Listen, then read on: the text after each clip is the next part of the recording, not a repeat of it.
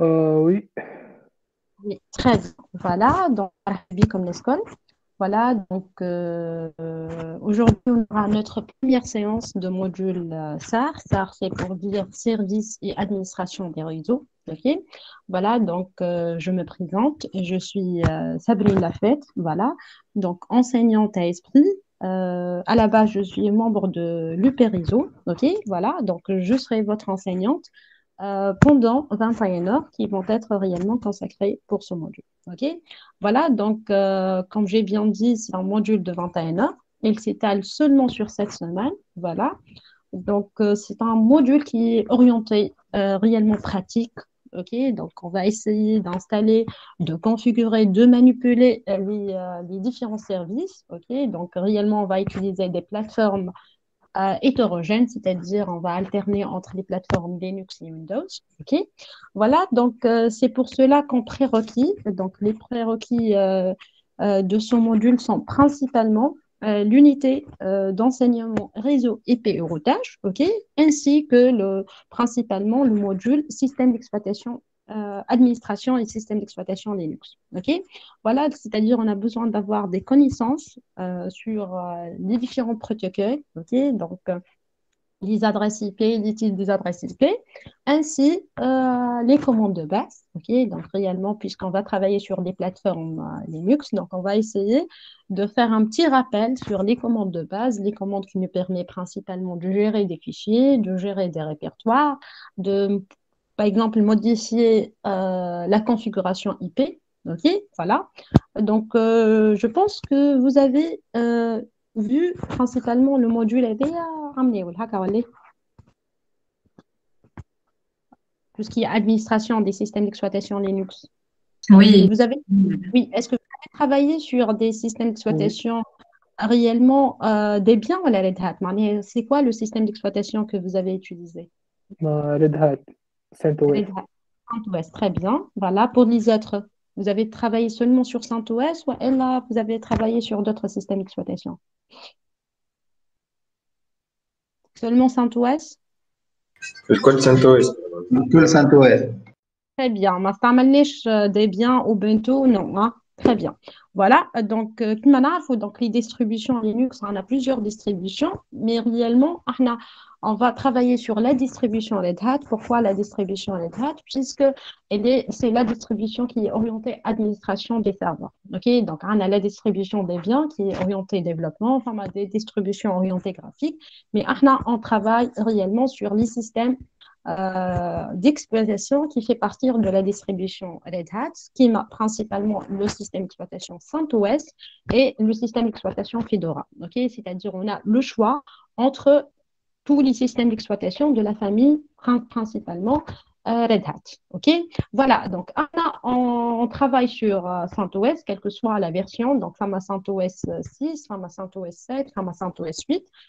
On essaye, les supports de TP sont testé et fonctionnel sur la version 6. OK? Voilà. Sinon, vous pouvez utiliser n'importe quelle version. OK? Juste faire ma modification, on fait les chemins d'accès, mais on essaye principalement de travailler sur la distribution Red Hat avec n'importe quel système d'exploitation. OK? Très bien. Voilà. Concernant les commandes de base, est-ce que vous vous rappelez des commandes qu'on utilise, par exemple, pour modifier des fichiers? Par exemple, la commande qui nous permet de créer un fichier. C'est quoi la commande qui nous permet de créer un fichier? Touch. Très bien. Par exemple, la commande touch, touch, elle nous permet de créer un fichier vide. Hakawale. Donc, touch. Et puis, on a besoin de quoi? On a besoin de spécifier la position où on va stocker, par exemple, où on va créer ce fichier. Par exemple, j'ai besoin de créer un fichier dans mon bureau. Alors, qu'est-ce qu'on va exécuter? Touch. Puis, j'ai besoin de spécifier ce qu'on appelle. Bon, ça dépend, on est où dans le chemin. Normalement, desktop slash de nom de fichier. Très bien. Donc, Mohamed Ouni, on a besoin de vérifier d'abord, est-ce qu'on utilise ce qu'on appelle le chemin relatif ou bien ce chemin absolu? Je la différence, bien étant. Le chemin relatif, c'est-à-dire, on se base réellement sur notre position actuelle. OK? Voilà, par exemple, je suis dans mon répertoire personnel. Donc, il suffit, voilà, de préciser desktop, par exemple, desktop slash file, ok, directement. Pourquoi? Puisque je suis dans mon répertoire personnel qui est dans le slash home, slash, par exemple, user, ok. Voilà. Sinon, qu'est-ce qu'on peut utiliser? On peut utiliser à partir de la racine. C'est-à-dire, on a besoin de préciser le chemin absolu. Okay? Voilà, donc, c'est-à-dire, je dois préciser touch slash home slash user slash desktop slash file. OK, voilà, je commence, voilà, par la racine. OK, donc, la racine interne, c'est principalement le point de départ interne. OK, voilà, donc, touch, elle nous permet de créer principalement un fichier vide. De façon générale, on va essayer de modifier des fichiers qui sont déjà là. L'IHOMA, principalement, ce sont les fichiers de configuration. OK? Donc, quelles sont les commandes qui nous permettent réellement de modifier le contenu d'un fichier? Pour modifier le contenu, est-ce qu'on utilise la commande touch réellement? Non. Un éditeur de texte, madame. Nano. Très bien, Behedi. Donc, j'ai besoin d'utiliser ce qu'on appelle les éditeurs de texte. OK? Donc, on a plusieurs éditeurs de texte, tels que, par exemple, l'éditeur Gedit, un l'éditeur Nano, un LVI, un LVIM. OK? Donc, et donc, ce sont des commandes qui nous permettent réellement de modifier le contenu d'un fichier. Très bien. Toujours, j'ai besoin de préciser la commande et puis j'ai besoin de préciser principalement le chemin qui me permet d'atteindre la position du fichier. Très bien. Voilà. Donc, oui, et donc, ce sont les commandes qui nous permettent réellement de gérer, voilà, de modifier le contenu d'un fichier. Alors, par exemple, modifier ou bien pour trier un dossier, qu'est-ce qu'on utilise? MKD. Très bien. On utilise la commande make directory. OK, c'est la commande mkdir et je dois préciser principalement la position. OK, voilà. Donc, par exemple, j'ai besoin de connaître la position actuelle. Qu'est-ce qu'on utilise pour vérifier la position actuelle? Très bien, on utilise la commande pwd, c'est le print working directory, c'est-à-dire elle nous permet d'afficher la position actuelle. Très bien, voilà. Donc, et donc, à partir des commandes qui nous permet réellement de gérer les dossiers et gérer les fichiers. OK? Voilà, donc pour fixer ma configuration IP, c'est-à-dire j'ai besoin de fixer l'adresse IP MTL. Alors, qu'est-ce que j'utilise comme commande? IP address. IP address. Est-ce qu'on utilise la commande IP address au niveau des systèmes d'exploitation Linux? IP config est bien. On a ifconfig. Très bien. On a une commande qui s'appelle ifconfig. Très bien. Donc, réellement, ifconfig, elle me permet d'afficher la configuration actuelle. OK? Donc, ifconfig, par exemple, /all, elle me permet réellement d'afficher la configuration, ou à la -a, elle me permet réellement d'afficher la configuration actuelle. OK? Pour modifier la configuration, c'est-à-dire, voilà la configuration actuelle. OK, par exemple, je suis connecté sur le réseau 192.168.1.1. Alors, j'ai besoin de modifier l'adresse IP. J'utilise la commande ifconfig, mais puis j'ai besoin de préciser le nom de l'interface qui est ETH0, par exemple, ifconfig ETH0. Très bien. Puis, je dois préciser l'adresse IP. Puis, qu'est-ce qu'on va préciser? Netmask et l'adresse masque. Voilà, donc on va voir de façon détaillée, OK, sur les systèmes d'exploitation Linux, mais de façon générale, j'utilise la commande ifconfig, quelle que soit pour afficher de la configuration IP, ou bien pour changer réellement, même la configuration. OK, et c'est ce qu'on appelle une configuration statique temporaire. Allez, je prends une configuration statique temporaire. Lorsqu'on va configurer une interface avec la commande ifconfig, il s'agit bien d'une configuration statique, mais cette configuration, elle est temporaire. C'est quoi la différence entre une configuration statique et une configuration dynamique? Dynamique, si on utilise un serveur DHCP. Oui, dynamique, c'est-à-dire on va avoir la configuration à partir d'un serveur. Très bien. Donc, statique, c'est-à-dire on va configurer... Oui. Configuration manuelle des adresses. Voilà, c'est-à-dire, très bien, Mortada, c'est-à-dire qu'est-ce qu'on va faire? On va essayer, voilà, de fixer la configuration de l'interface de façon statique manuelle. OK? Voilà, donc on a deux types de configuration. On a la configuration statique, c'est-à-dire l'utilisateur, voilà, l'administrateur, il va configurer l'interface de façon statique. On a une configuration dite dynamique. Je m'en dynamique, c'est-à-dire on va solliciter réellement un serveur qui m'appelle un serveur qui s'appelle le serveur d'attribution de la configuration dynamique. OK? Donc réellement, Mortaba, un serveur de ACP. Oui. Oui ou non? Oui. Oui. Alors ici, on a besoin de savoir. DHCP, il s'agit bien d'un service ou bien d'un protocole, à votre avis?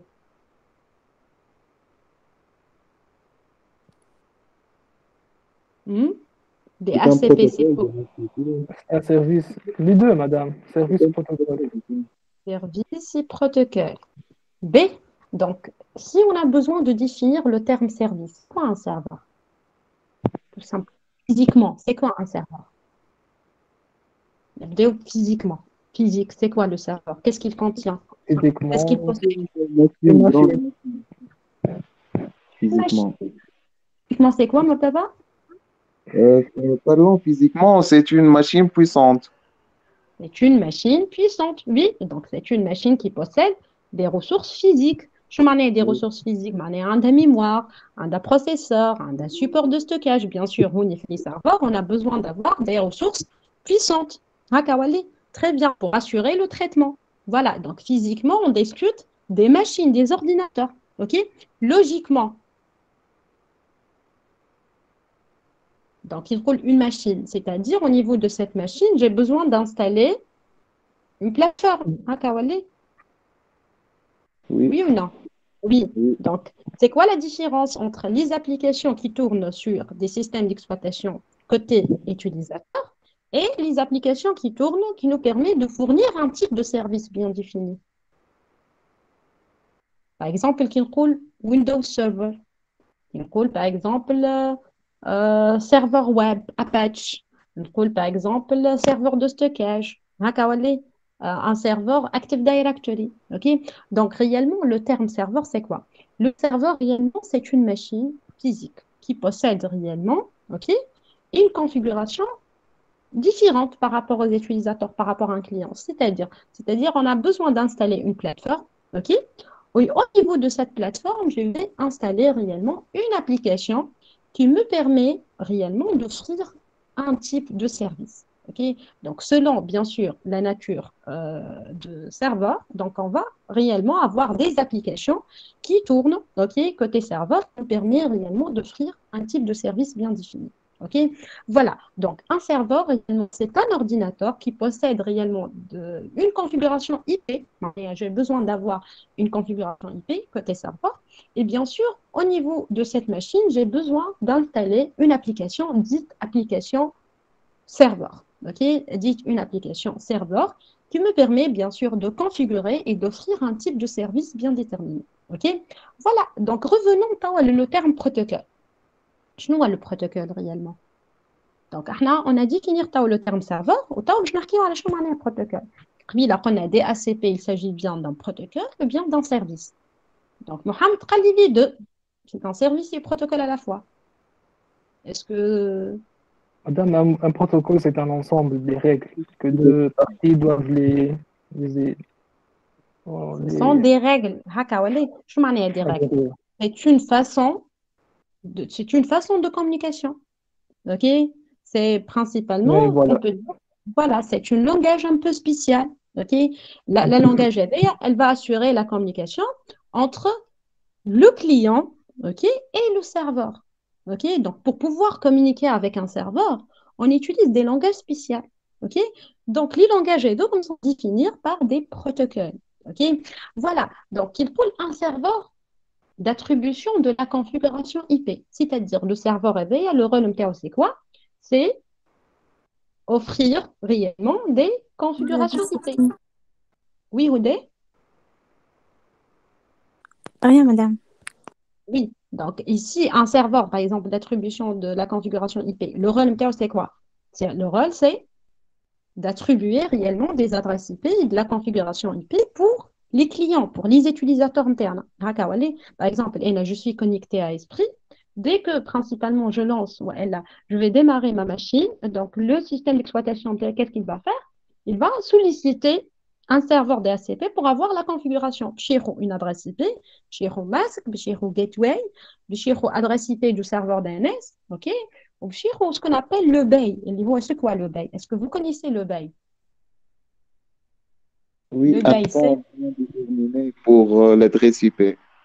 voilà, c'est ce qu'on appelle le temps d'allocation. Ok, c'est le temps d'allocation de cette adresse IP. Ok, très bien. Voilà. Donc, Ahna, réellement, comment on va solliciter le serveur? Le système d'exploitation interne, qu'est-ce qu'il va faire? Est-ce qu'il possède, dès le départ, une adresse IP? Non. Non.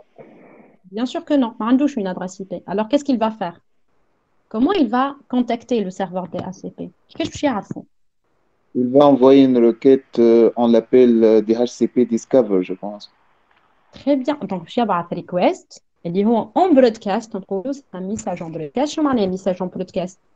Il va diffuser réellement le message vers toutes les machines connectées sur le réseau. OK? Donc, هو DHCP, très bien. C'est un message qui s'appelle DHCP Discover. OK? C'est pour, voilà, faire découverte les réseaux. باش يبعث une requête pour demander une configuration. OK?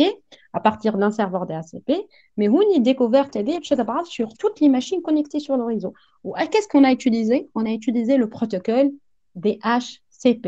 Donc, le DHCP, c'est quoi? C'est un réellement protocole, c'est pas un service. OK? C'est un protocole qui s'appelle le protocole Dynamic Host Configuration Protocol. OK? Qui me permet réellement d'assurer de la communication entre le système d'exploitation, dans ce cas, c'est le client, OK, et le serveur DHCP. Donc, je vais un DHCP qui s'appelle Discover, OK.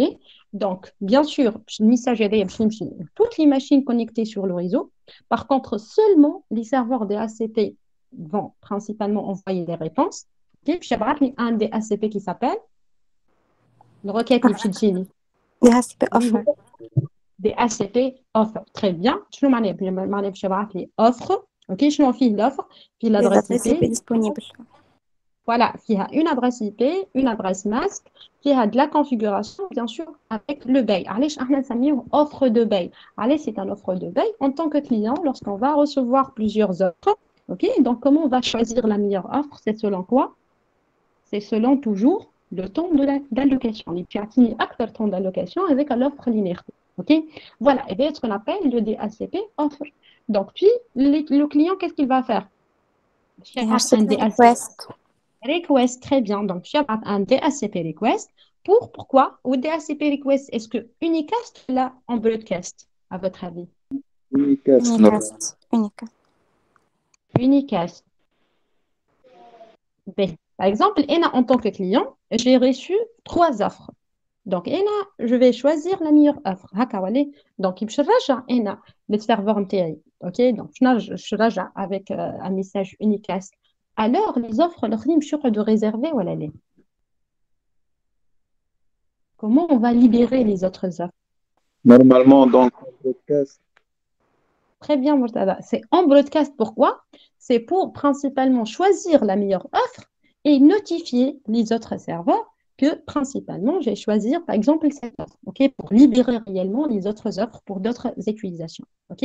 Donc, de façon générale, un message, mes clients, les serveurs, le serveur des HCP, ou on peut dire le serveur d'attribution de la configuration dynamique, c'est toujours en broadcast. Par contre, la réponse, Dima, elle est en unicast. Dima serveur, l'offre unicast, OK? Et l'acquittement final, il y a DHCP ACK, c'est en unicast. OK?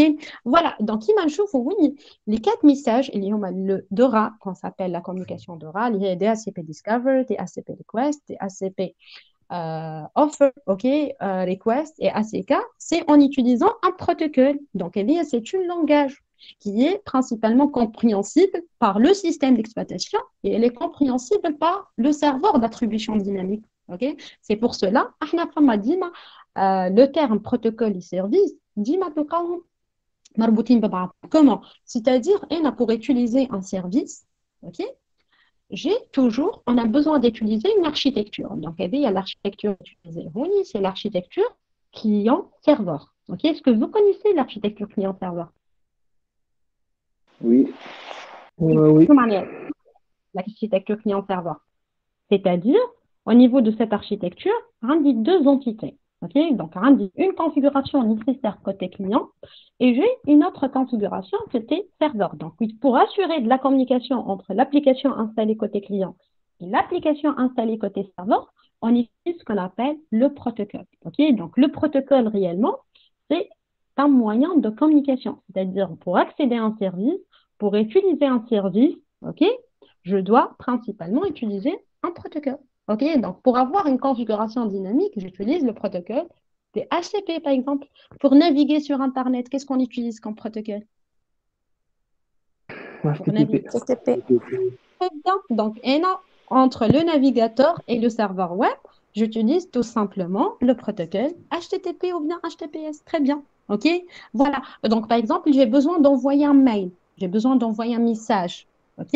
Alors, par exemple, l'application Gmail entre l'application Gmail MTR et le serveur de messagerie, par exemple. J'utilise quel protocole pour envoyer un mail? SMTP, je pense. SMTP. SMTP, très bien rodé. On utilise le protocole SMTP, Simple Mail Transfer Protocol. Très bien. OK. Sinon, lorsqu'on a besoin de consulter notre boîte aux lettres, OK, et j'utilise un autre protocole de réception. OK, il y a soit le protocole POP3, soit le protocole IMAP. On va voir ça de façon détaillée. OK, voilà. Donc ici, hein, on a une relation entre le mot service et le mot protocole. OK, donc c'est quoi un service? C'est un service, c'est une application réellement qui tourne au niveau d'une machine, au niveau du serveur, qui nous permet réellement d'offrir un service bien déterminé. Côté client, côté utilisateur, c'est-à-dire j'utilise toujours une application qui s'appelle l'application côté client, qui m'a le navigateur, qui m'a l'application de messagerie Gmail, qui m'a par exemple n'importe quelle application qui me permet réellement d'utiliser un service qui m'a le OS, le système d'exploitation, qui me permet réellement de contacter le serveur d'attribution des adresses IP dynamiques. Donc, on a principalement une relation directe entre le service et le protocole. Et bien sûr, qu'il y a HTTP, HTTPS, SMTP, POP3, IMAP, SSH, DHCP, DNS, et donc, ce sont des protocoles qui opèrent au niveau de quelle couche?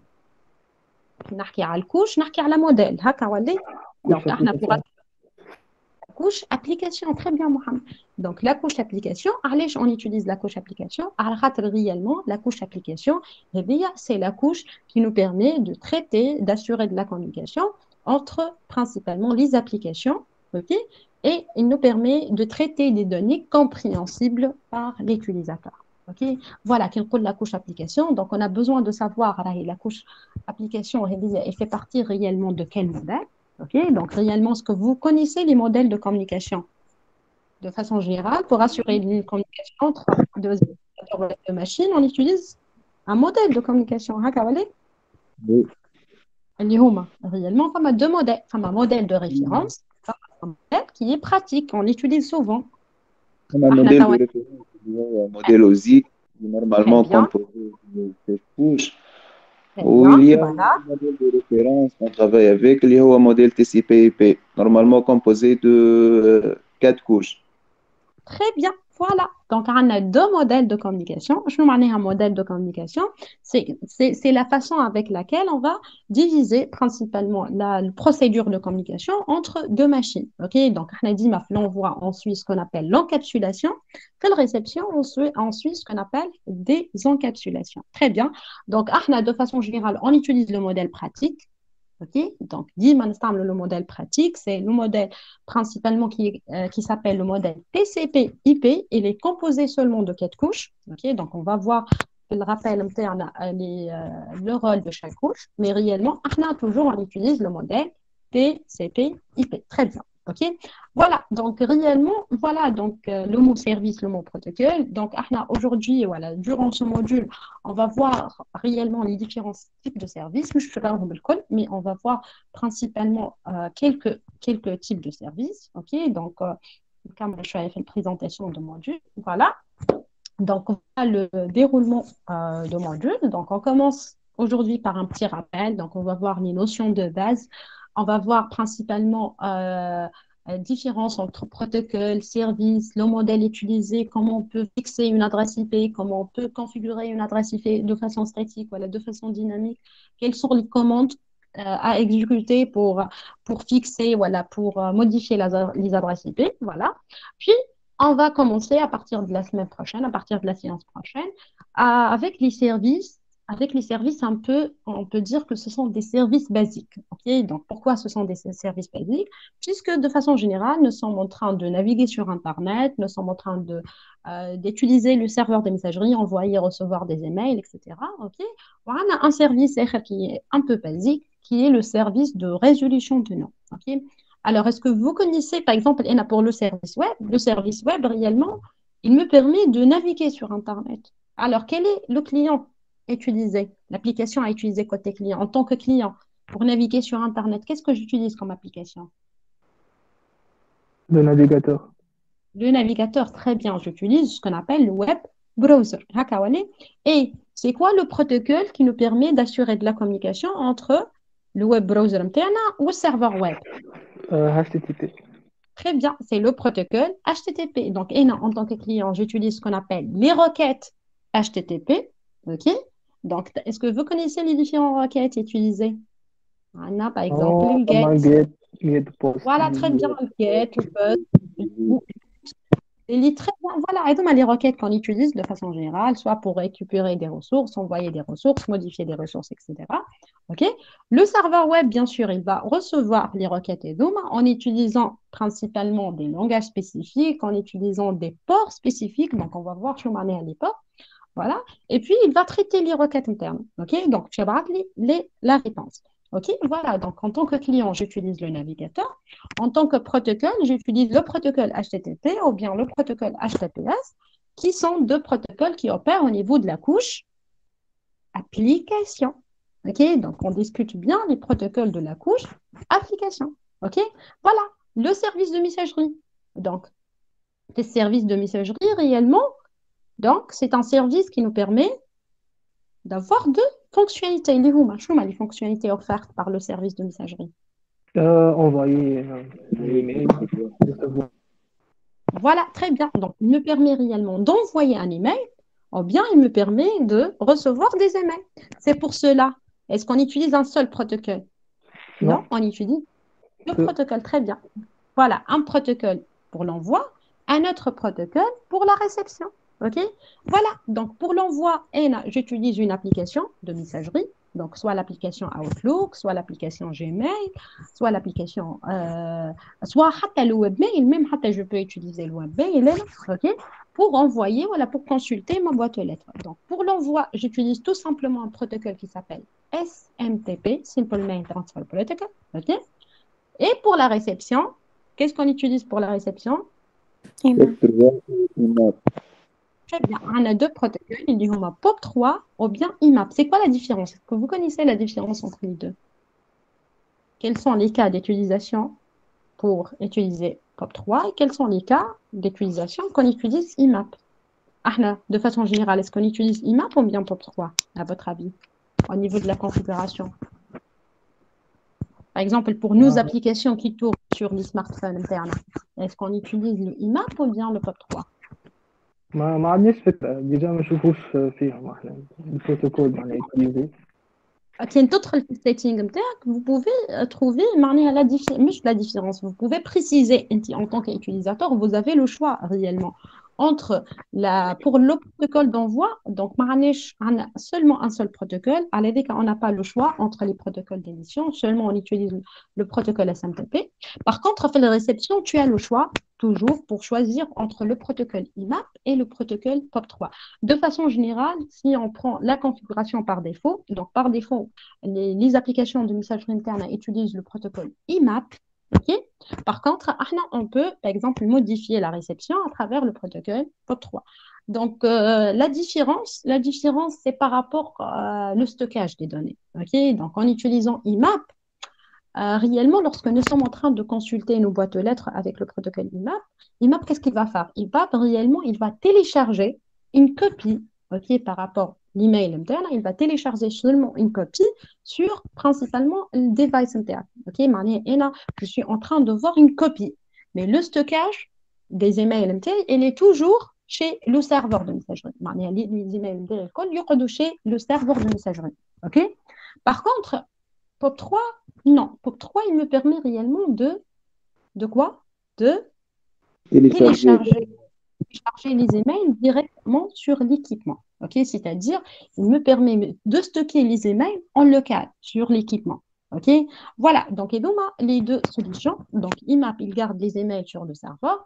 POP3, il me permet de télécharger principalement les données MT sur l'équipement. Il me permet de vider la boîte aux lettres chez le serveur. La boîte aux lettres chez le serveur, elle est toujours vide en utilisant le protocole POP3. Voilà. Donc, à votre avis, quel est le protocole, quel est le meilleur protocole de réception? IMAP. IMAP. Allez, IMAP, puisqu'on regarde. Pour les clients, c'est IMAP. Parce qu'on ne veut pas télécharger les emails. Oui. Pour les serveurs, ça dépend. Est-ce qu'on veut sauvegarder les emails ou non? Très bien. Voilà. Donc, on a des avantages et des inconvénients. OK? Voilà. Donc, parmi les avantages du protocole IMAP, c'est de garder principalement le stockage chez le serveur. Donc, en tant que client, je l'ai principalement toujours ce qu'on appelle la mobilité de l'utilisateur, c'est-à-dire indépendamment de l'équipement connecté, et je peux voir la boîte email MTR, tous les emails MTR, l'historique de les emails MTR, à partir de n'importe quel client, à partir de n'importe quel équipement.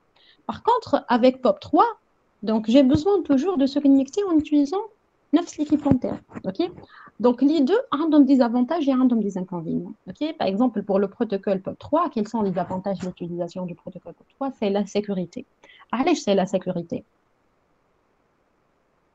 À votre avis, en termes de sécurité, pourquoi POP3 il est plus sécurisé que le protocole IMAP? Est-ce que c'est plus sécurisé de garder les emails internes en local ou de garder les emails internes chez le serveur de messagerie? En local, normalement. À votre avis, est les plus vulnérables? Les clients ou le serveur? Je m'en ai vulnérable. Vulnérable, c'est-à-dire ils possèdent des failles. Okay? Donc, les attaquants, ils peuvent exploiter les failles pour réaliser des attaques.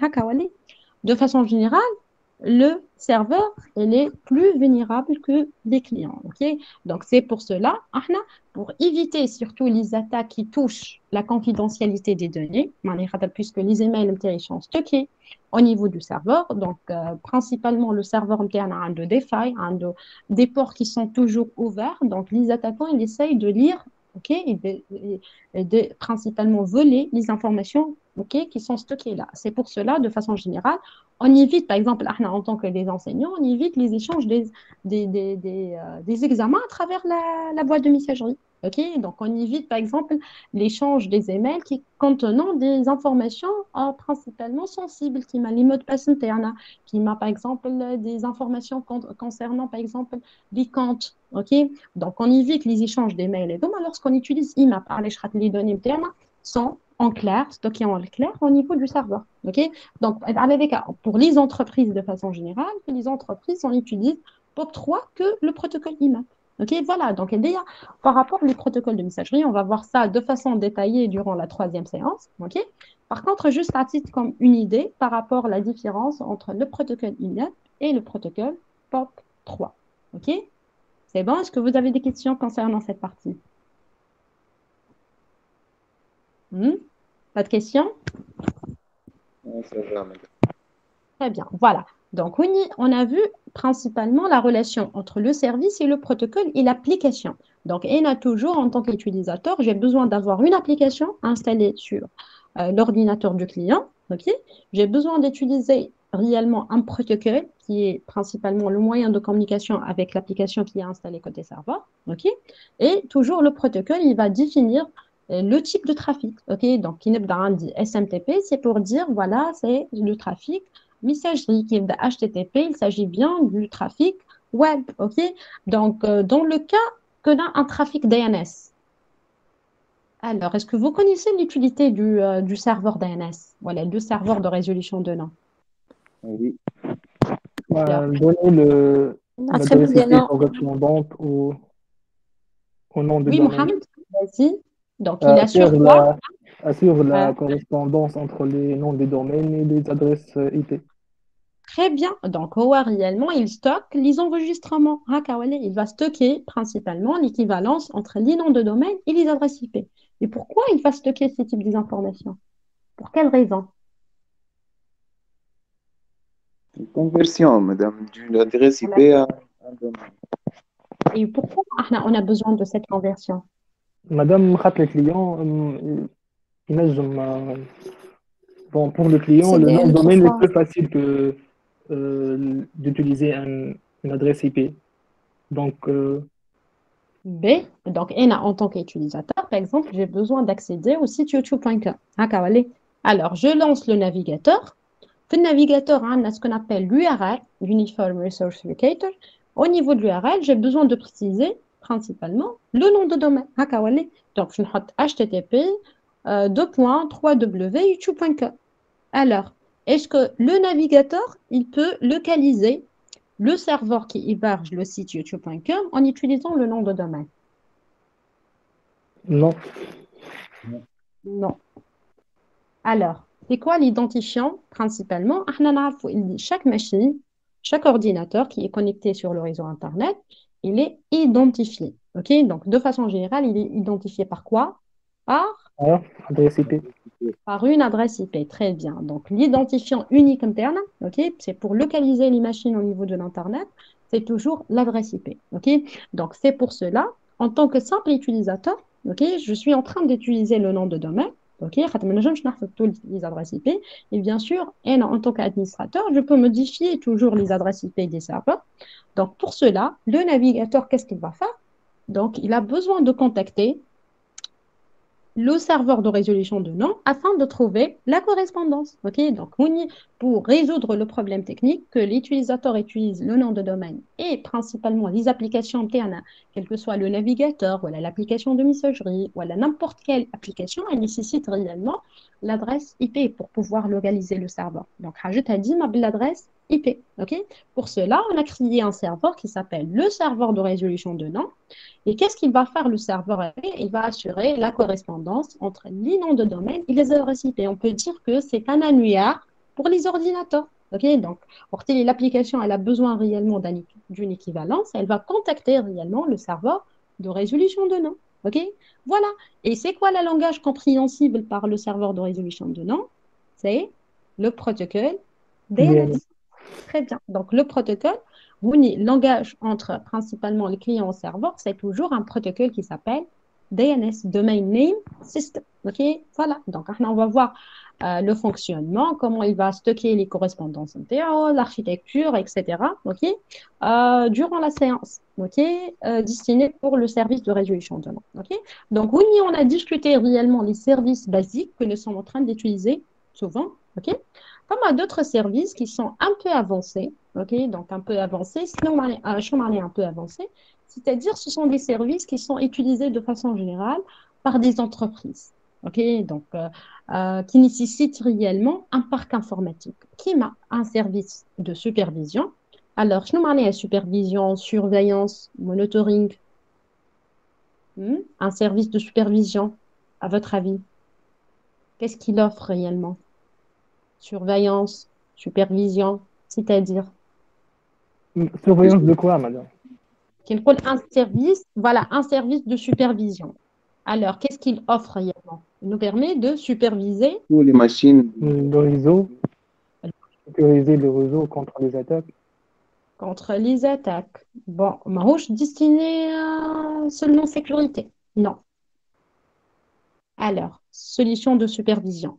Par exemple, en tant qu'administrateur réseau, au niveau de Esprit, par exemple, on a Esprit. Donc, à Esprit, on a plusieurs types de services. On a un serveur web qui tourne, on a un serveur d'application, on a une base de données, on a un serveur d'attribution des adresses IP, ok, des ACP, on a un firewall, on a des équipements d'interconnexion, les routeurs, les points d'accès, ok, les firewalls, ok. Donc, ce sont des équipements qui sont là au niveau de Esprit. Donc, en tant qu'administrateur, est-ce que c'est possible, ok, de vérifier le bon fonctionnement de tous ces équipements de façon manuelle? C'est-à-dire, en tant qu'administrateur, j'ai besoin toujours de vérifier le bon fonctionnement en passant d'un équipement à un autre. Non, C'est-à-dire, on va déplacer entre les équipements. non. Non, C'est pas pratique. c'est pas pratique. Ok, même avec une apparition d'une panne, même après une attaque, donc on a besoin d'avoir un système automatisé. C'est-à-dire, on est avec principalement une interface, ok, donc de centralisation, on va centraliser principalement la supervision. C'est-à-dire, l'administrateur, il est dans la salle système, un machine centrale qui lui permet réellement de vérifier le bon fonctionnement de toute l'infrastructure. Okay, de toute l'infrastructure, de tous les équipements qui tournent.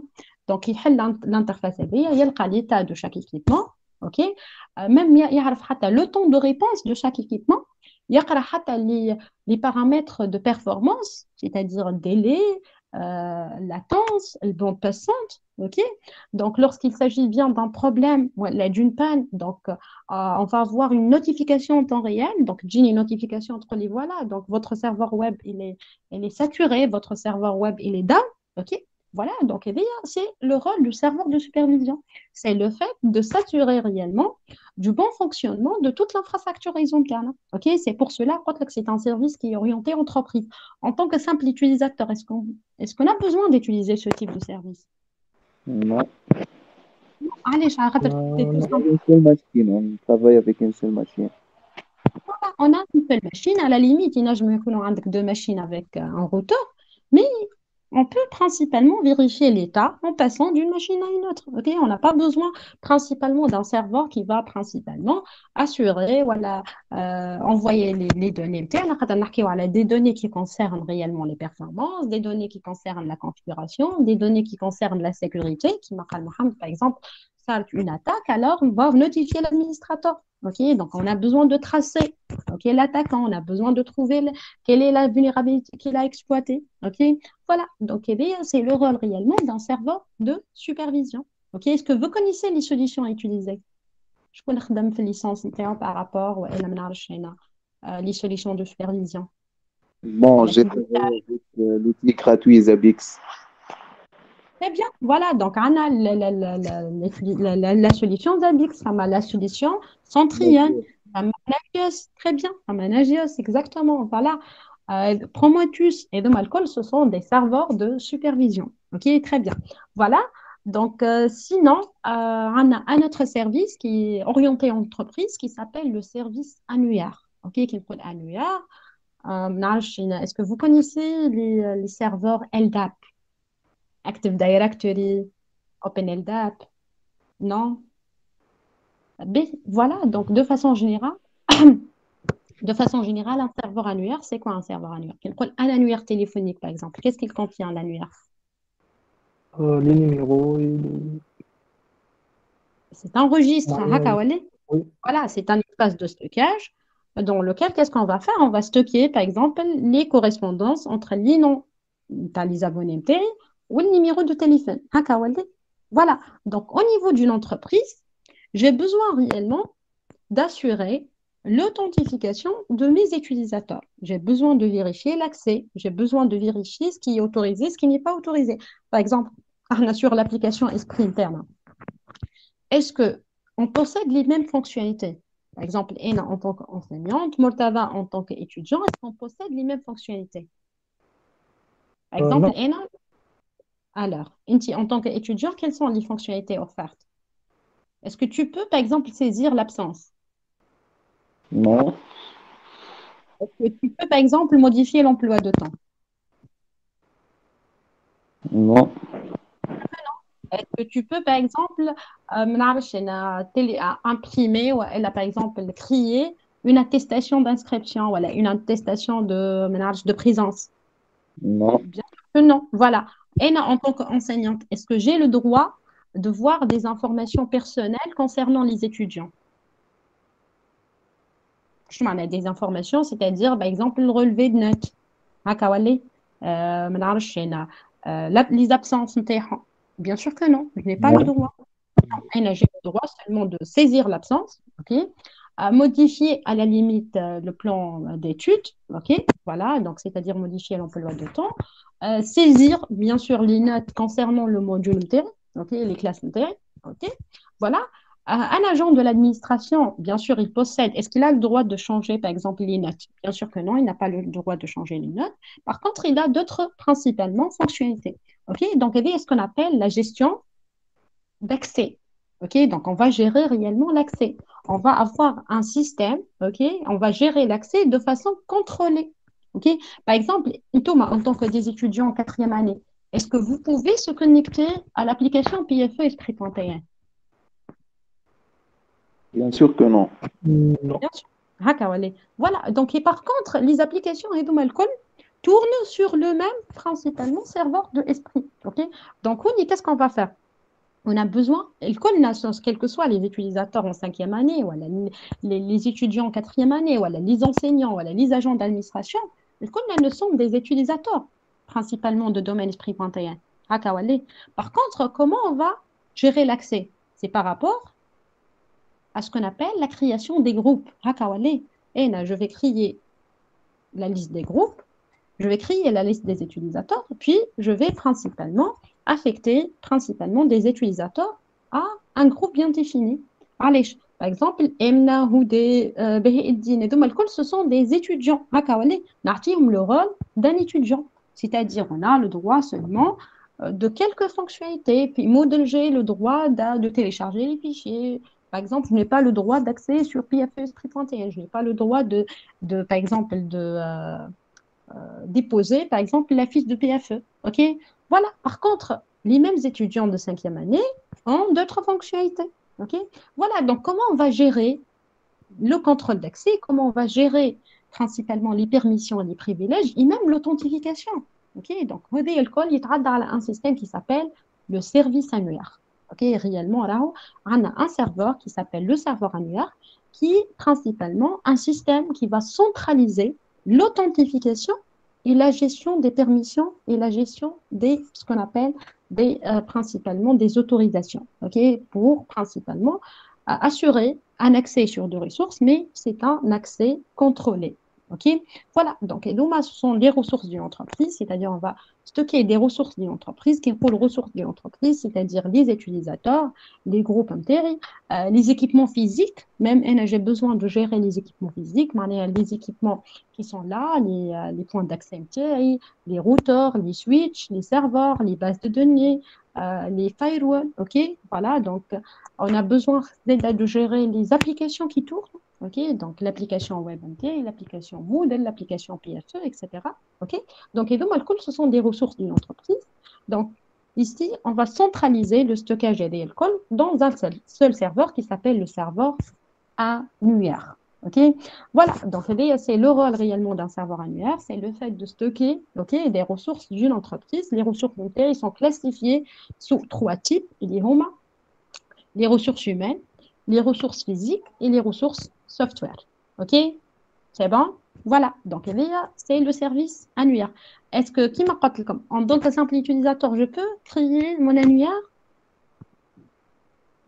Est-ce qu'on a besoin de créer un annuaire? Pour assurer de l'authentification à un système d'exploitation, on utilise réellement l'authentification locale. Je vais m'authentifier en utilisant des paramètres créés au niveau de mon ordinateur. Par contre, les entreprises, par exemple, les agents de l'administration qui utilisent des ordinateurs de Esprit, bien sûr, l'authentification, il a besoin d'utiliser des paramètres qui sont stockés au niveau de l'annuaire. OK? Voilà, donc c'est l'utilisation réellement d'un annuaire. OK? Voilà, donc à l'idée comme le service annuaire, le service de supervision, réellement, ce sont des services orientés professionnels. OK? Voilà, donc finalement, durant la dernière séance, on va voir réellement une technologie, je trouve un service, mais ce sont des techniques réellement qui nous permettent de rendre un service hautement disponible. OK? Alors, on va rendre un service hautement disponible, c'est-à-dire on assure la continuité du service 24 sur 24, 7 sur 7. OK? Par exemple, je suis une entreprise de vente en ligne. OK? Alors, quel service nécessite réellement la haute disponibilité? quel est le service qui nécessite réellement une disponibilité 7 sur 7, 24 sur 24? À Le votre service web. service de paiement, par exemple. Service web, c'est-à-dire tout. Voilà, c'est toute l'application web interne. Et là, je suis un fournisseur de services Internet. Alors, quel service nécessite la haute disponibilité? J'ai besoin, Le DNS. on peut dire, toute l'infrastructure. نحكي على les liaisons, على les routeurs. Ok, j'ai besoin d'avoir une infrastructure qui est toujours disponible. Ok, je suis un cloud provider. هكا ولا؟ Donc, لازم يكونوا principalement les hyperviseurs نتاعي toujours disponibles. Ok, voilà. Donc, nous, نحكي على les techniques, comment on peut rendre un service toujours disponible, toujours là. Ok, voilà. Donc, de façon générale, on utilise ce qu'on appelle le clustering. Est-ce que vous connaissez le mot cluster? Oui, un groupe. Groupement de machines. Groupement, très bien. C'est-à-dire, c'est un groupement des machines, voilà, un groupe des nœuds, mais qui offre réellement le même type de service. Ok, c'est-à-dire un serveur web, je vais créer un neutre avec la même configuration, avec les mêmes données qui sont stockées au niveau du serveur, ok, pour principalement assurer la haute disponibilité. Lorsqu'on a un problème, voilà, une panne au niveau du serveur principal, alors qu'est-ce qu'on va faire? On va basculer de façon automatique vers l'autre serveur. Ok, et bien, ce qu'on appelle un cluster. Ok, donc il y a pour ce cas qui est comme un cluster de type primaire, secondaire. Ok, une machine qui est toujours là, qui est toujours fonctionnelle. En cas du problème, voilà, je bascule vers l'autre. Ok, voilà, et bien, ce sont les solutions ok, qu'on peut utiliser. Mais les techniques, il y en a plusieurs. À part le clustering, on y a bien sûr d'autres solutions. Ok, voilà, par exemple, dans le cas, وقتاش نحكيو على une application qui nécessite principalement des techniques de haute disponibilité, وقت اللي le client, il va essayer, par exemple, de consulter un serveur entier, ou l'application entière, ou شنو type de réponse اللي يعرضوا. Par exemple, durant les périodes critiques, les périodes réellement de délibération des notes, ou durant les périodes d'inscription. C'est quoi principalement, quelles sont les réclamations qu'on peut recevoir à Esprit? Madame, par exemple, le service web, une réponse de type 500, 503. Très bien. Préféré, Donc, madame. une réponse, en tant que client, j'ai une réponse qui commence par 5, une réponse pour dire là où le serveur elle est indisponible. Ok, donc le serveur interne n'est pas disponible. Je à l'origine du problème réellement. Parce que Non. oui, Il y a pas Mortaba, de nombre de requêtes. oui. Ou bien, madame, l'administration a, euh, a suspendu l'accès aux données, ou bien il y a un envoi d'un grand nombre de requêtes. Ben, voilà, donc oui, il y a deux origines de problème. Il y a réellement, soit les données ne sont pas autorisées ok, pour le client, soit principalement, on a une saturation qui m'a Mohamed, c'est-à-dire le serveur il a consommé toutes les ressources internes, donc il est indisponible, il est down, okay, donc il ne peut pas principalement traiter d'autres types de requêtes. Okay. Voilà, de façon générale, j'ai une réponse de type 400 et la réponse de type 500. Donc, des réponses, l'hygiène, this page is not found, 404 not found, par exemple. Des réponses qui j'ai 501, voilà 503 pour dire internal error.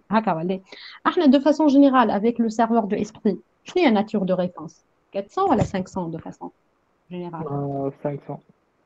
500. Avec même avec les produits Google dernièrement. Je crois Charlie fait avec les produits Google, Google Meet, Google Classroom, YouTube, Gmail, je pense à réellement.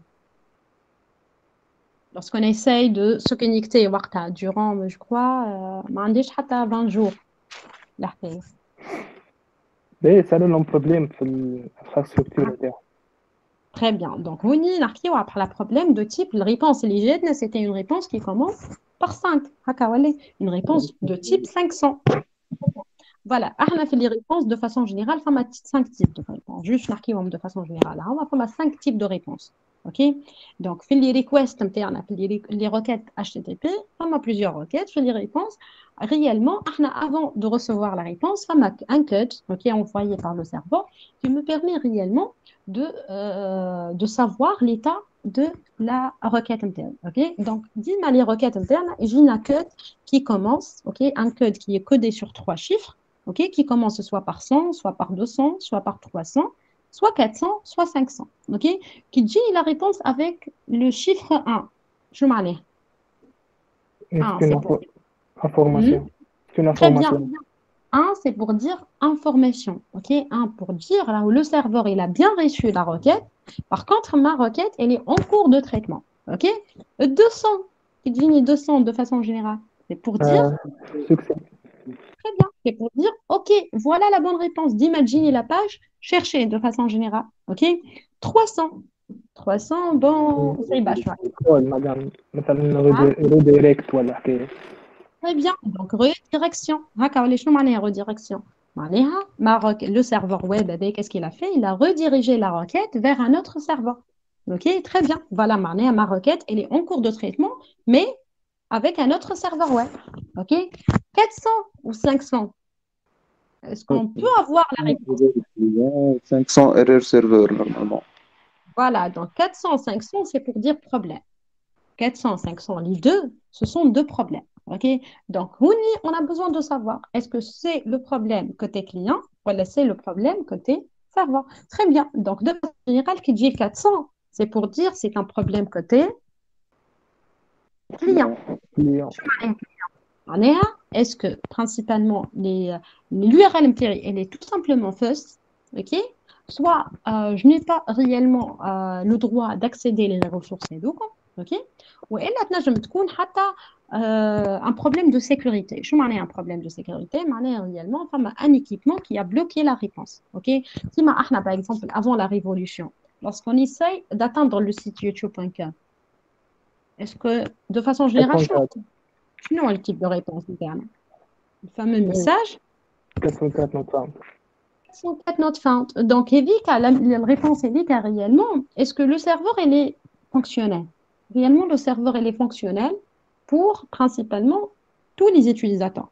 Par contre, pour les utilisateurs de la Tunisie, donc, on va recevoir des réponses qui commencent par 4. Donc, de façon générale, 400 c'est quoi? C'est principalement pour dire la réponse, la vidéo, elle est bloquée dans un firewall. C'était le firewall de qui? C'était le firewall de l'ATI. Donc, l'agence tunisienne d'Internet, c'était notre gateway, on peut dire. N'importe quel client de la Tunisie, c'est-à-dire n'importe quel client, quel que soit Tunisie Télécom, Topnet, Tunisie Télécom, voilà, Oulid, voilà, Orange. Donc, pour atteindre le réseau Internet, on a besoin tous de passer par l'ATI, par le routeur de l'ATI. Donc, au niveau de l'ATI, qu'est-ce qu'on a fait? On a bloqué principalement le domaine youtube.com. C'est-à-dire, on va atteindre le domaine, on va atteindre le serveur qui héberge YouTube, on va avoir la réponse. Par contre, la réponse, la vidéo, elle va être bloquée au niveau du firewall. Les femmes, ma règle de filtrage, qu'elle a bloqué réellement la réponse. Donc, réellement une réponse de type 404, c'est pour dire réellement le problème, c'est côté client, il n'est pas côté serveur. Par contre, une réponse qui m'a dans le cas le site de Esprit, dit une réponse 501. 501 pour dire internal error. Donc 500 est réellement pour dire là où il s'agit bien d'un problème de saturation. C'est-à-dire le serveur entier, il a dépassé les limites de capacité. De façon générale, il traite seulement, par exemple, 5 000 requêtes par seconde, mais durant les périodes critiques, on peut atteindre jusqu'à 12 000, 13 000 requêtes par seconde. Voilà, donc on va voir principalement quelles sont les solutions qui nous permettent, même durant les périodes critiques, de rendre notre service toujours là, toujours disponible. Voilà, donc réellement le contenu dans cette séance interne. Voilà, donc comme j'ai bien dit, donc puisque notre module, donc on aura principalement, on va avoir des séances alternées entre des séances différentielles et des séances. Donc voilà, donc durant chaque séance, on a réellement deux parties. Donc, si on a une séance interne, on a principalement deux parties. La première partie, c'est pour réellement voir l'architecture, ok, donc le fonctionnement, qui est la partie théorique, ok, donc du service. Donc, on va voir le service, quelles sont les applications à créer, quels sont les protocoles qu'on utilise, quelle est l'architecture, le fonctionnement. On va voir ça de façon théorique. Puis, durant la deuxième partie de la séance, on va avoir un TP. Ok, donc on aura un TP spécifique. Ok, donc on va voir toujours des travaux pratiques, c'est-à-dire durant la séance, par exemple, web, on a besoin d'installer un serveur web.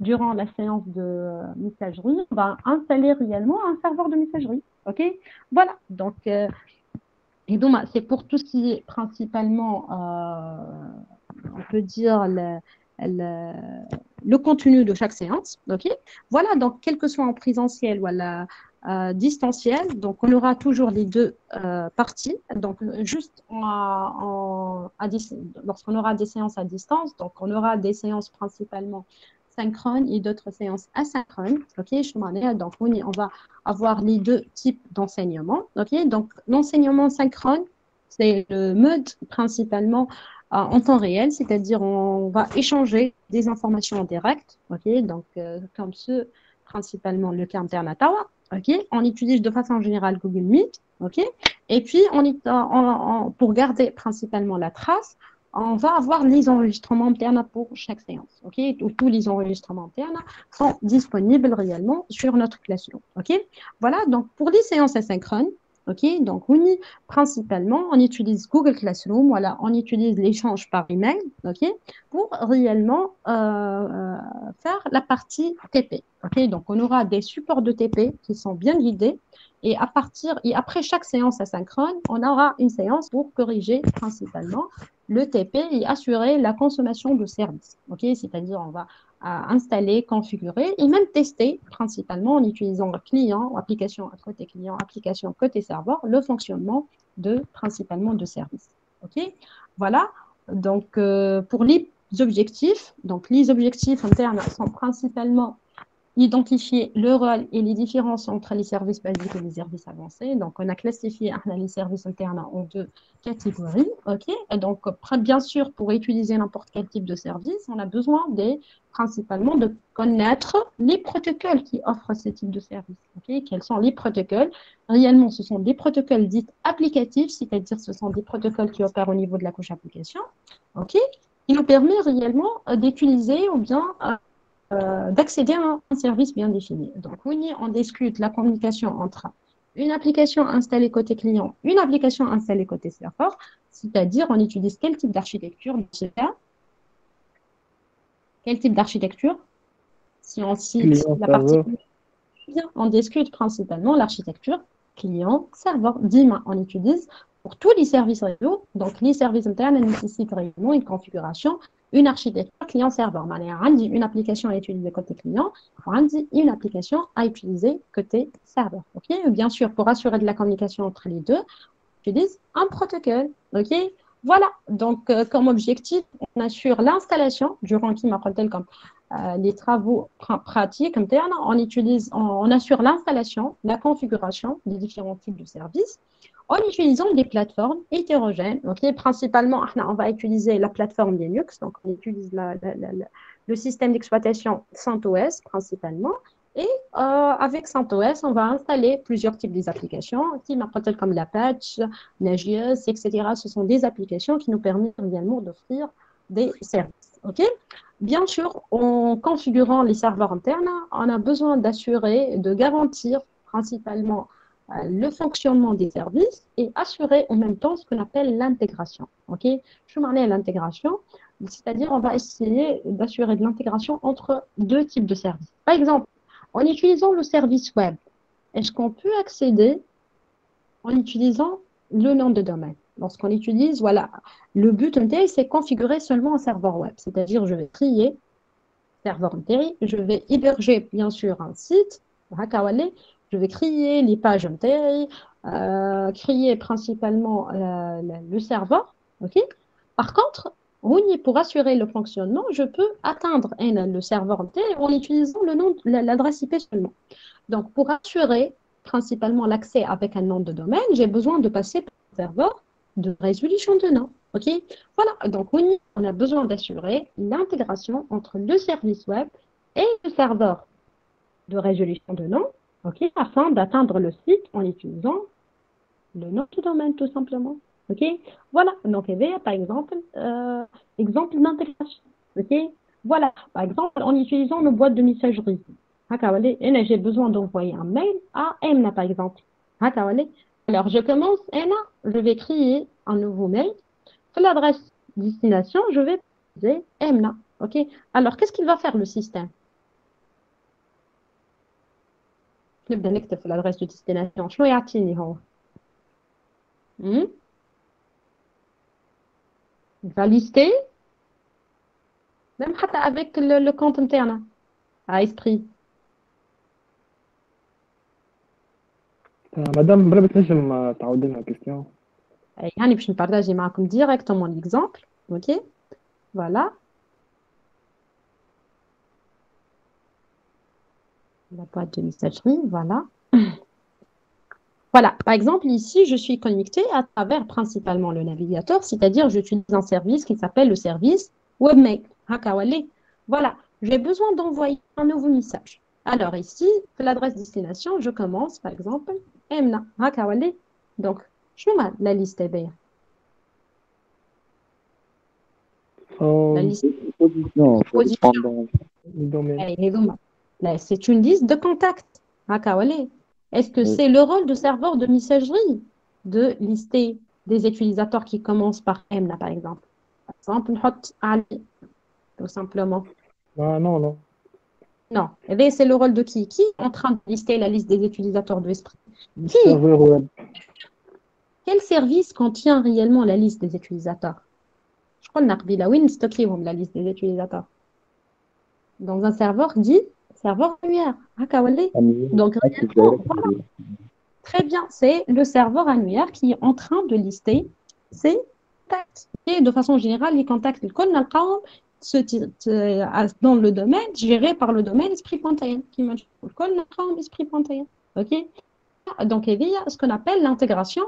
Réellement, on peut voir l'intégration entre le service de messagerie et le service annuaire. OK? Donc, on a l'intégration entre le service de messagerie et le serveur annuaire. OK? Donc, voilà, c'est une sorte d'intégration. OK? Voilà. Donc, je vais assurer de l'intégration entre les différents types de services. OK? Finalement, le dernier objectif, c'est assurer ce qu'on appelle le dépannage et la continuité des services offerts. Je vais assurer le dépannage. C'est-à-dire, qu'est-ce qu'on assure réellement? Dépannage, c'est pour dire troubleshoot. Tout ce qui est trouble. C'est-à-dire, j'ai besoin de vérifier, par exemple, la connectivité de ma machine. Alors, pour vérifier la connectivité de la machine physique, voilà, de la machine virtuelle, qu'est-ce qu'on utilise comme commande? Ping.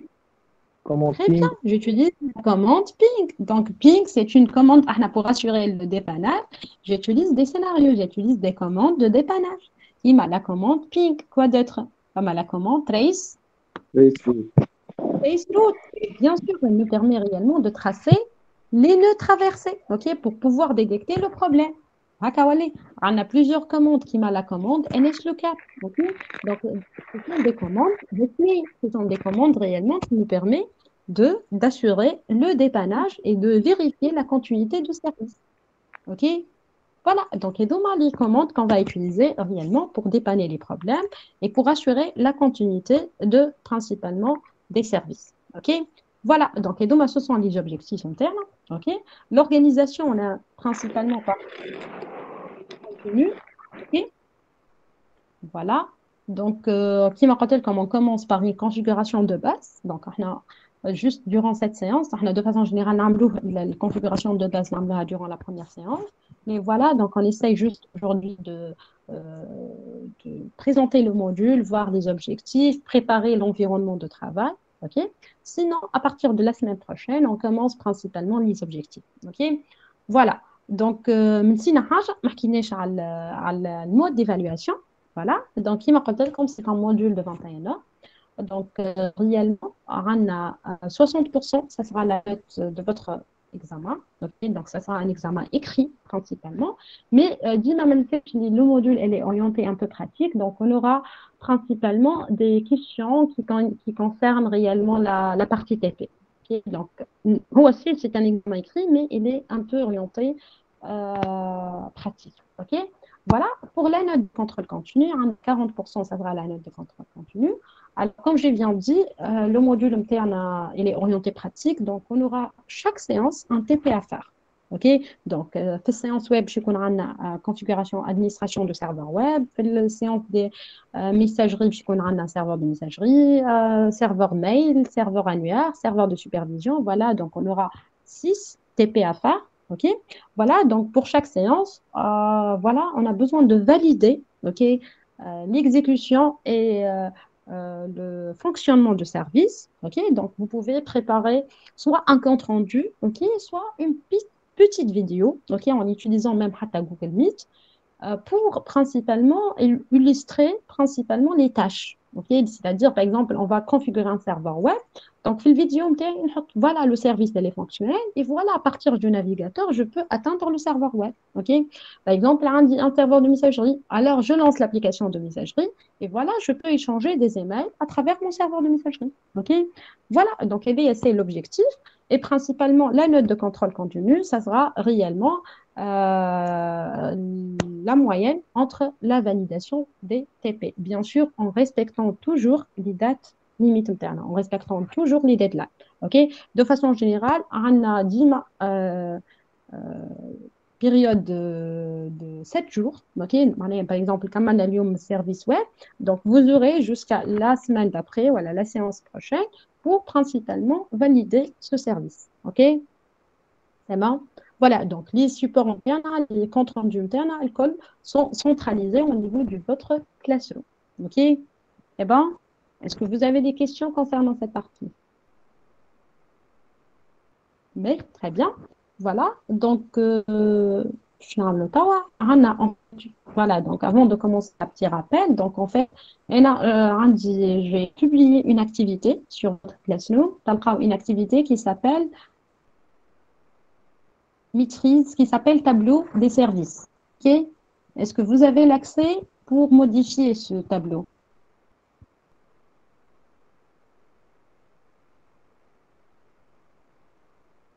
Voilà, on essaye juste de faire un petit rappel sur les protocoles et les services réellement et quelles sont les applications qu'on utilise côté client et les applications qu'on utilise côté serveur. C'est bon? Très bien. Voilà. Alors, commençons par le premier service. Alors, je connais le premier service. Alors, pour le service web, quel est le protocole qui nous permet réellement de naviguer sur Internet? Quel protocole? HTTP. Très bien. On a le protocole HTTP ou bien le protocole HTTP. Très bien. En tant qu'application côté client, qu'est-ce qu'on utilise pour naviguer sur Internet? Navigateur. Navigateur. Tout simplement un navigateur. OK, très bien. Alors, côté serveur, quelles sont les applications qui tournent côté serveur qui nous permet principalement d'héberger des sites? Le serveur web. Et voilà, donc par exemple, on dit le serveur Apache. Donc, il y a la solution la plus utilisée dans le marché. On dit un serveur qui s'appelle IIS. Et IIS, c'est la solution dédiée pour Microsoft. Fama NGINX. Fama Light HTTPD. On a plein de solutions qui opèrent au niveau du marché qui nous permet principalement d'héberger des serveurs web. OK? Voilà. Donc, on a un port ou un protocole de la couche 4. Principalement, on discute des protocoles qui opèrent, qui sont des protocoles qui tournent au niveau du modèle TCP/IP. Donc, quand le modèle TCP/IP, on a 4 couches, quand le modèle aussi, on a 7 couches. Voilà. Donc, comme dit, pour assurer l'envoi ou la réception, on a besoin de passer par l'encapsulation ou la désencapsulation. On a une couche, les couches inférieures. OK? Voilà. Donc, au niveau du modèle TCP/IP, par quelle couche application, qu'est-ce qu'on a comme couche? ديما عندي la couche application qui traite les données comprises. D'accord.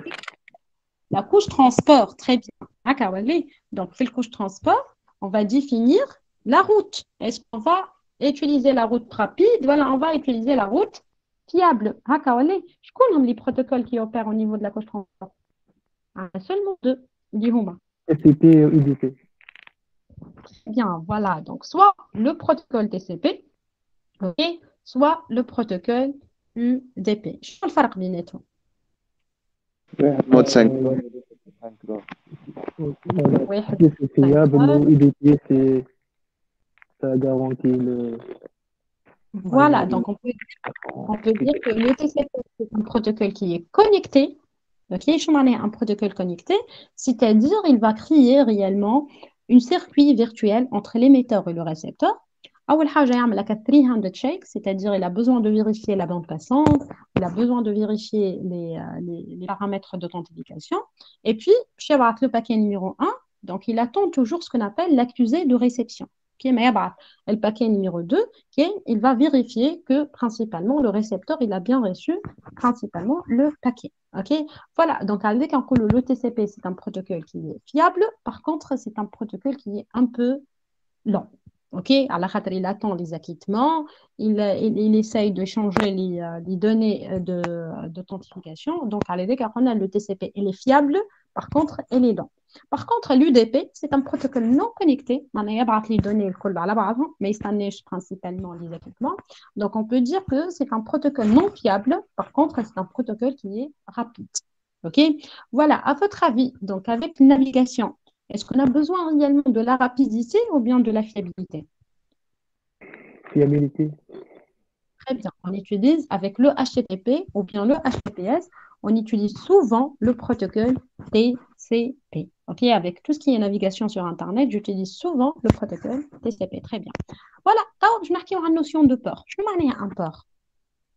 Numéro de port de façon générale. C'est un identifiant de l'application. Identifiant des applications. Très bien. Je vais réellement, et en tant que serveur web, pour accepter les requêtes HTTP, je dois autoriser un numéro de port. Dans ce cas, ça sera le numéro de port 80 pour le HTTP et pour le HTTPS, c'est 483. Donc, on y a le numéro de port, de façon générale, dans tous les systèmes d'exploitation, dans toutes les machines, on a des équipements de sécurité. On a un équipement qui s'appelle le firewall. De façon générale, il va bloquer l'accès, ou bien on peut dire il va contrôler l'accès. Qu'est-ce qu'on peut accepter et qu'est-ce qu'on peut bloquer, ok? De façon générale, je suis un serveur, je dois principalement offrir un type de service bien déterminé. Donc, je dois autoriser un port, un numéro de port, ok? De façon générale, alors le port, c'est l'identifiant du trafic, ok? Donc, on a les ports qui sont 0 les 1024, ce sont les well-known ports. Les well-known ports, ce sont des ports associés à des standards de communication, à des services, principalement à des protocoles qui nous permettent d'accéder à des services. Okay? Donc, de façon générale, DIMA, le plage, les AQAL 1024, il est utilisé côté serveur, supérieur à 1024, il est utilisé côté client. Okay? Donc, en tant que des clients, est-ce qu'on utilise les numéros de port à votre avis? En tant que des simples utilisateurs, Tawa par exemple. Est-ce qu'on utilise des clients? On utilise des numéros de port? Bon, on n'utilise pas, mais réellement, le navigateur va créer le numéro de port ou bien le système d'exploitation. On a le numéro de port, c'est l'identifiant du trafic. En tant que serveur web, voilà, en tant que serveur, c'est clair. Je dois accepter, je suis en écoute, je dois accepter les requêtes. Donc, je suis en écoute sur un numéro de port bien défini. En tant que client, normalement, est-ce que nous sommes en écoute? Bien sûr que non. On va initier la communication. Par contre, des numéros de port, par exemple, je suis en train d'utiliser plusieurs services en même temps. Par exemple, le navigateur Mahloul, l'application Outlook Mahloul, ok? Donc, un trafic web ou un trafic de messagerie, ok? Donc, fin l'émission, c'est clair. Donc, je vais préciser l'adresse IP destinataire, je vais préciser le numéro de port destination. Le web, je vais 80, une messagerie, je vais réellement 25, par exemple, le numéro de port associé de l'SMTP, ok?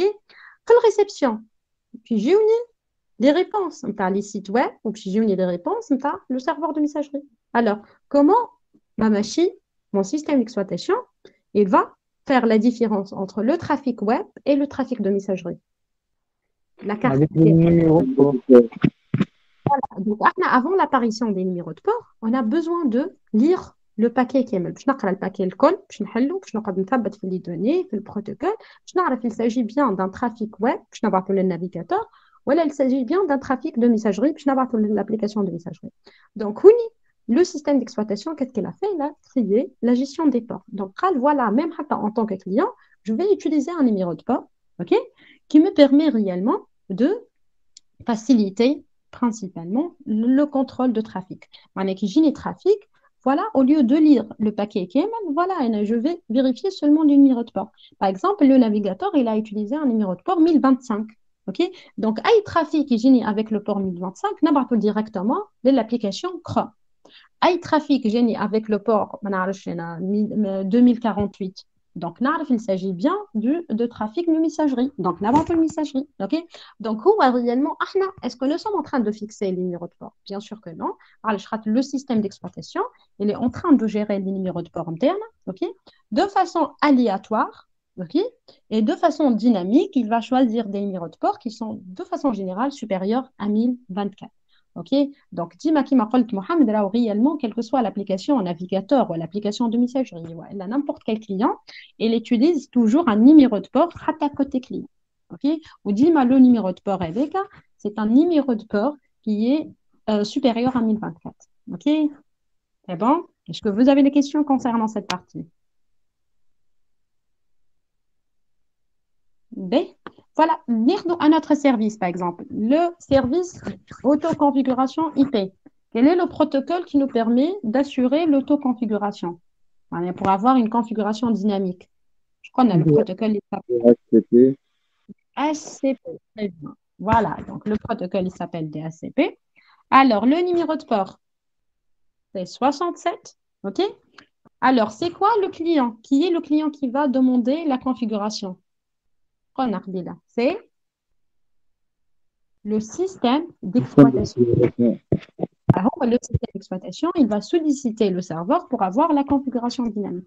Donc, quelles sont les solutions? Donc, on a un serveur qui s'appelle DHCPD, qui est le démon DHCP qui tourne sur les systèmes d'exploitation Linux. Ou sur Windows, on a un serveur qui s'appelle rôle DHCP, il est موجود de façon générale à la Windows Server. OK? Voilà, donc sinon, couche transport, est-ce qu'à votre avis, avec le DHCP, on a besoin de la rapidité ou bien de la fiabilité? Fiabilité. Ok, donc on utilise souvent l'EDP pour assurer de la rapidité.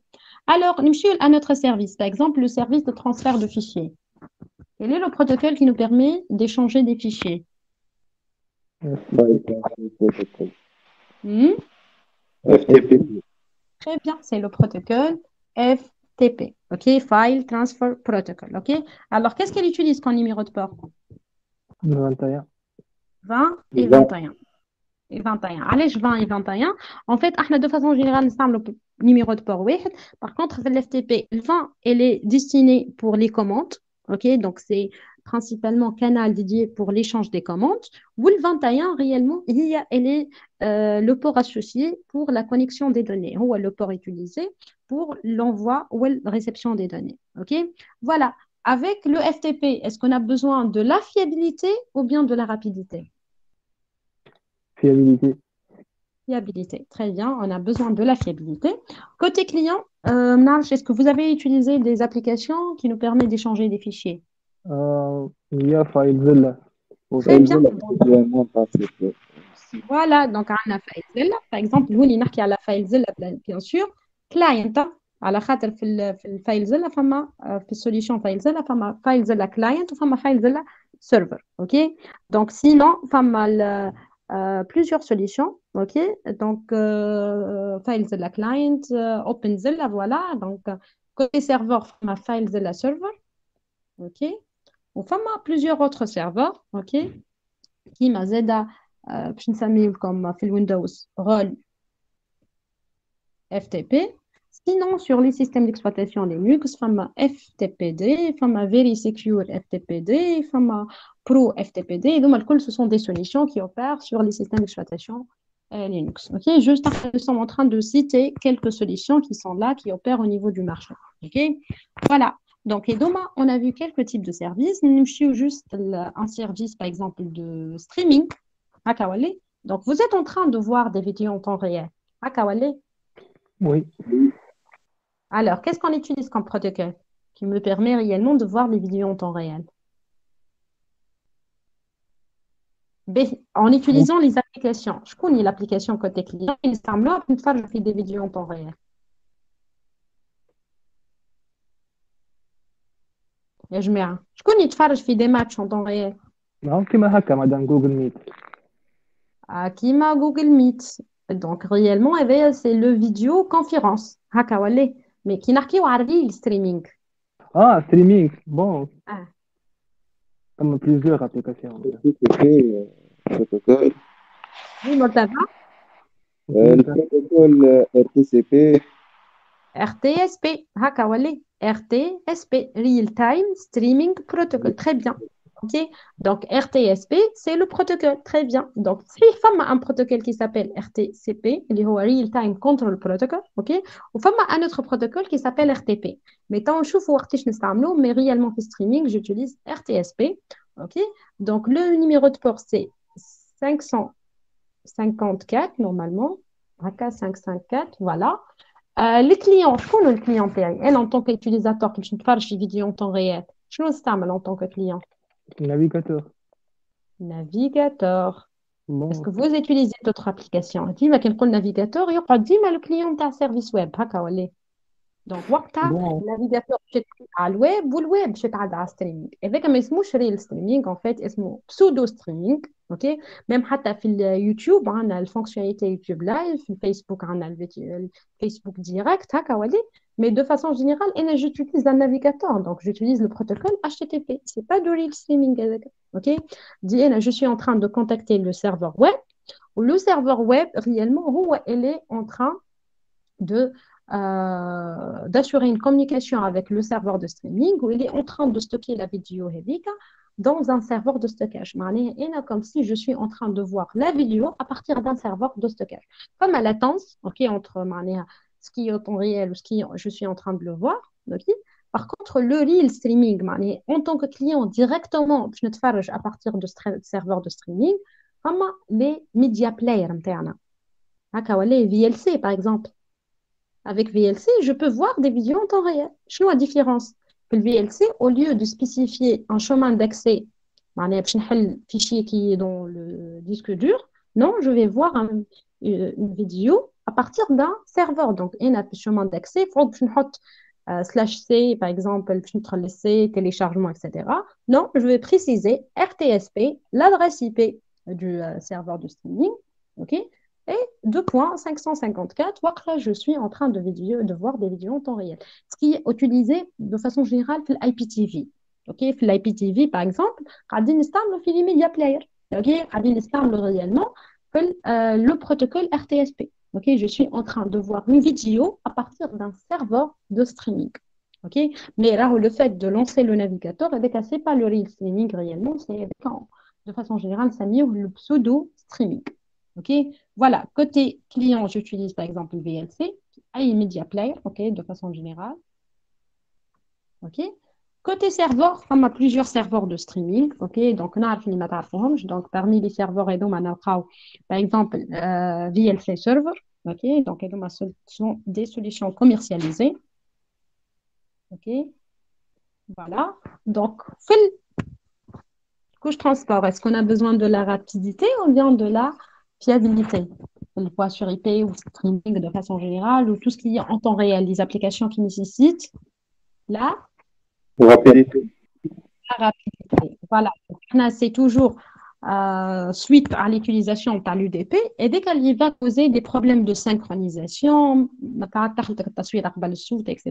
Et dès que c'est dû réellement les problèmes au niveau du protocole UDP. Mais de façon générale, toutes les applications en temps réel utilisent réellement le protocole UDP au niveau de la couche.